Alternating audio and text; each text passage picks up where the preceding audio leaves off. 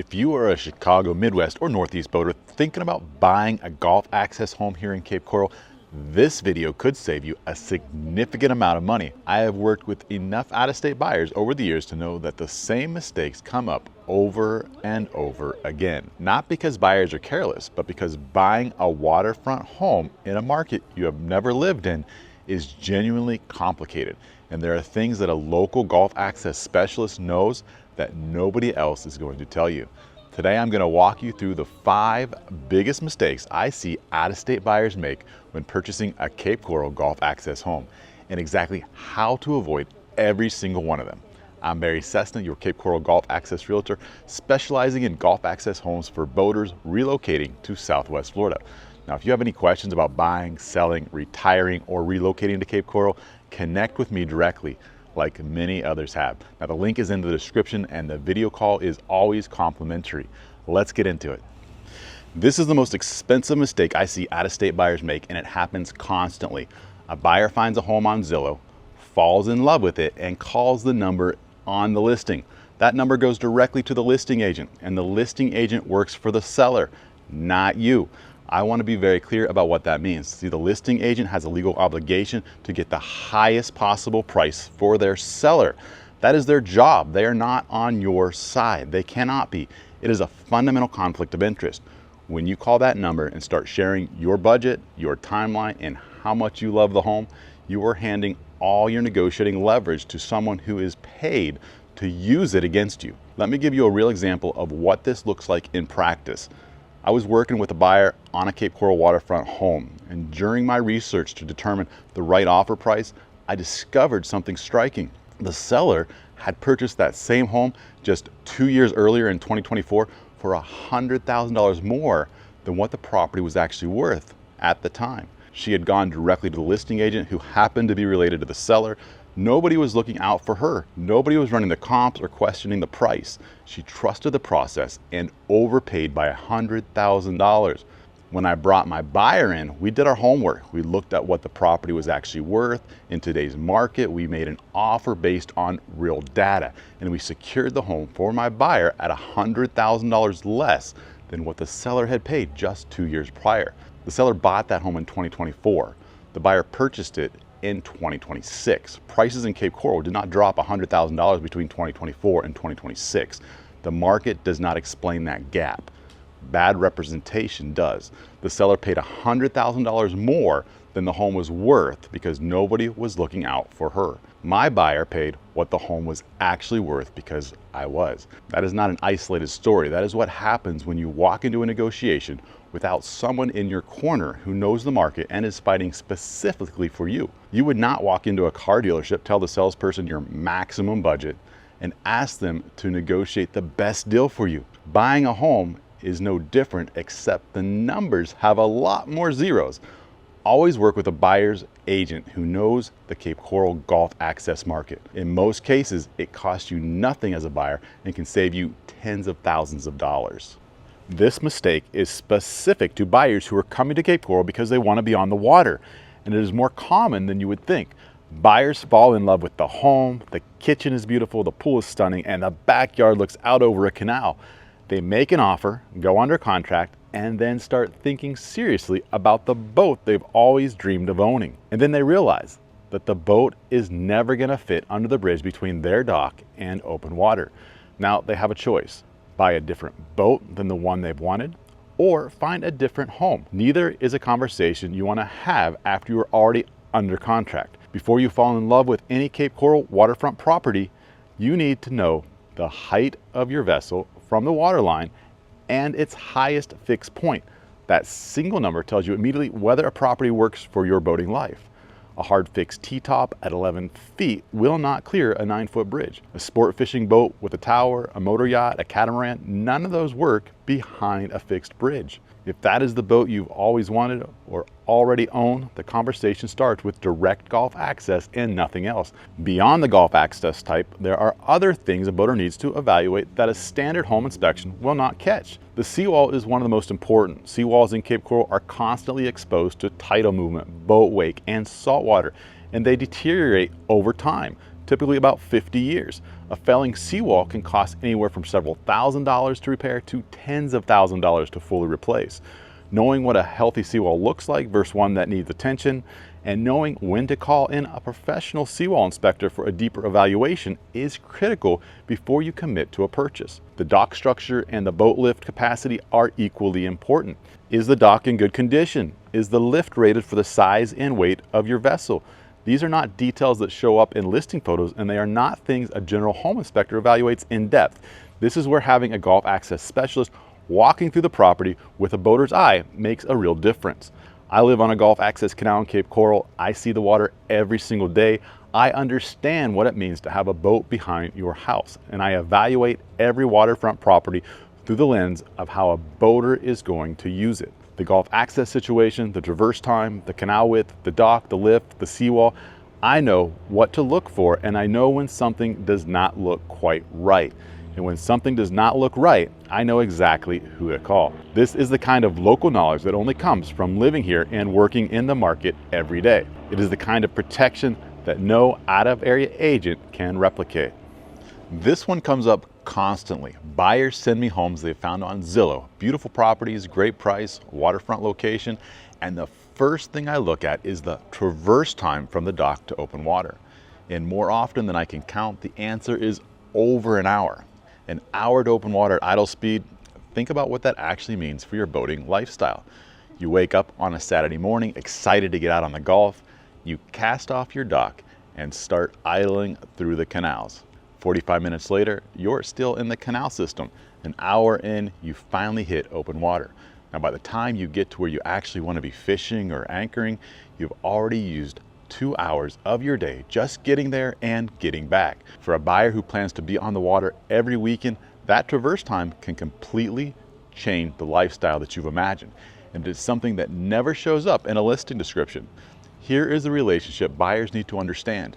In Cape Coral, traverse time and price move together. The closer you are to open water, the higher the price. A home with direct Gulf access and a 15-minute run to the river commands a premium, and that premium is completely justified for the right buyer. A home with a 45-minute traverse is priced lower for a reason. The mistake is not buying a home with a longer traverse. The mistake is buying one without fully understanding what the traverse actually feels like in real life, and whether it matches the boating lifestyle you're moving to Cape Coral to live. Now, before you fall in love with any listing, the first question to ask is, how long does it take to get from this dock to open water at idle speed? Not on a map, not a straight line, actually idling through the canal system at no wake speed. That number tells you more about your daily boating life than any other detail in the listing. Out-of-state buyers almost always focus on the purchase price and the mortgage payment. What they often do not fully account for is everything that comes after closing. And in Cape Coral, those ongoing costs can add up in ways that surprise buyers who were not prepared. Here's what I want you to know.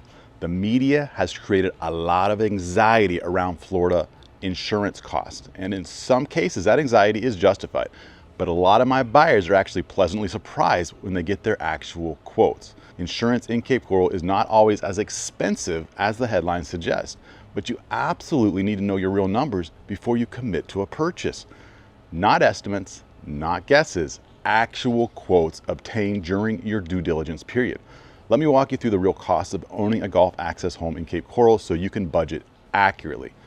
Property taxes first. See, the number that you see on Zillow is almost always the current owner's tax bill, which reflects their purchase price and their homestead exemption if they had one. It does not reflect what you will pay. A practical rule of thumb for Cape Coral is about 1.4% of your purchase price annually. On an $800,000 home, that's approximately $11,200 per year. Know that number before you make an offer. Homeowners insurance runs approximately $2,500 to $8,000 per year depending on the home. The age of the home matters significantly here. An older home with an aging roof, older windows, and older doors is going to cost more to insure than a newer home built to current wind restraint standards. Now, this is where the wind mitigation report from your inspection becomes extremely valuable. A strong wind mitigation report showing impact-resistant windows, doors, and a newer roof can meaningfully reduce your homeowner's insurance premium. It is one of the first things we look at on every transaction because it directly affects your cost of ownership. Flood insurance is a variable that surprises buyers most. Some homes in lower risk flood zones may not require flood insurance at all. Others can run anywhere from $1,200 to $7,500 per year and more, depending on the flood zone designation, the elevation of the home, and the age of the structure. An older home that sits lower in a higher risk zone will carry significantly more flood insurance than a newer elevated home in the same neighborhood. Always get a flood insurance quote during due diligence, and always ask whether the seller's existing flood insurance policy is transferable. A grandfathered NFIP policy at a favorable rate can save you thousands of dollars per year compared to starting a brand new policy. Beyond insurance and taxes, there are the regular maintenance costs that come with waterfront living in Florida. Pool service runs approximately $120 per month. Lawn service approximately $150 per month. Pest control around $500 per year. And Florida's heat and humidity means your AC runs year round. Budget for more frequent servicing than you are used to back home. Add it all up on an $800,000 home and you are looking at roughly $17,000 to $30,000 in additional annual costs beyond your mortgage, depending on your insurance situation. Before that number makes you pause, consider what you're already paying in Chicago. Property taxes on an $800,000 home in Naperville or Glenview typically run $15,000 to $20,000 per year or more. Illinois has a 4.95% state income tax. Florida has zero. On a $150,000 income, that's over $7,000 per year back in your pocket every single year. And then there is the Chicago winter heating bills, snow removal, boat storage slip fees, winterization costs.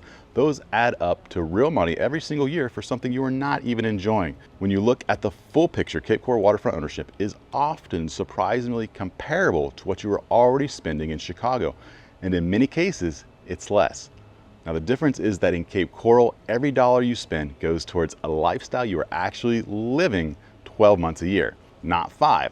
That said, these costs are real and they need to be part of your budget conversation before you go under contract, not after. The good news is that none of this is a surprise when you have the right agent guiding you through it. Every single one of these costs is now knowable and verifiable during your due diligence period. Know your numbers going in and there will be no surprises when you get to closing. This is the mistake I see come up most often in Cape Coral community Facebook groups, and it is completely avoidable with the right representation. The post always looks something like this. Someone bought a waterfront home in Cape Coral, moved in, and 6 months later received a notice about a utility assessment, water, sewer, and irrigation that they had no idea was coming. Their agent never told them. Now they are facing thousands of dollars in unexpected costs that were entirely predictable if anyone had bothered to look. Cape Coral has city water, sewer, and irrigation assessments that are separate from your property taxes. Some homes are fully connected to city utilities with all assessments paid in full. Others have outstanding balances that transfer to the buyer at closing, and others are in areas where city utilities have not arrived yet, meaning the assessment is coming in the future and the buyer needs to be ready for it. Here is how it breaks down specifically for Gulf Access Canal homes in Cape Coral. The northern part of the Northwest Cape, the Burnt Store Road area, furthest north, still has homes on well and septic. City water and sewer has not reached those neighborhoods yet. The city has plans to bring those utilities in over the next 4 to 5 years. When they do arrive, the assessment cost will be significant and the homeowner at that time pays it, probably about $38,000. Now, if you buy in that area today, you need to know that bill is coming. Now, in the southern part of the Northwest Cape and in some areas of Southwest Cape, you may find homes with outstanding assessment balances that have not been paid off yet. Those balances transfer to the buyer at closing unless we negotiate for the seller to pay them off. That is always the conversation I have on every transaction in those areas. And most of the time, we get the seller to handle it. But you have to know to ask. This is local knowledge that only comes from working with an agent who knows Cape Coral specifically. An agent from Miami or Tampa or anywhere outside this market is not going to know which neighborhoods have outstanding assessments, which ones are still on well and septic, or when the city plans to bring utilities in. The gap in knowledge costs buyers real money. When we connect and start looking at properties together, this is one of the first things I check on every single listing. What is the utility situation? What assessments are outstanding? What is coming in the future? No surprises at closing and no surprises 6 months after you move in. Those are the 5 mistakes I see Chicago, Midwest, and Northeast buyers make most often when purchasing a Cape Coral waterfront home. Avoid these 5 things and you are already ahead of most of the out-of-state buyers who come into this market without the right guidance.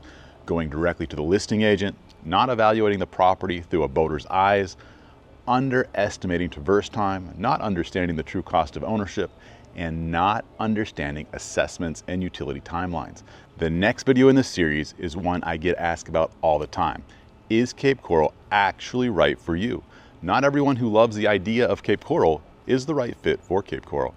In the next video, I'm going to help you figure that out honestly so you can make the best decision for your situation, whatever that turns out to be. Make sure you're subscribed so you do not miss it. And if you are watching this and realizing you have been about to make one of these mistakes, connect with me directly like so many others already have. You may get on that call and realize that Cape Coral is everything that you imagined, or you may find out it's not quite the right place for you. Either way, you're going to walk away with a clearer picture than you have right now, and that clarity is worth the conversation. The call is complimentary, it is a video call, and I will share my screen and walk you through exactly what your budget buys you on the water in Cape Coral right now.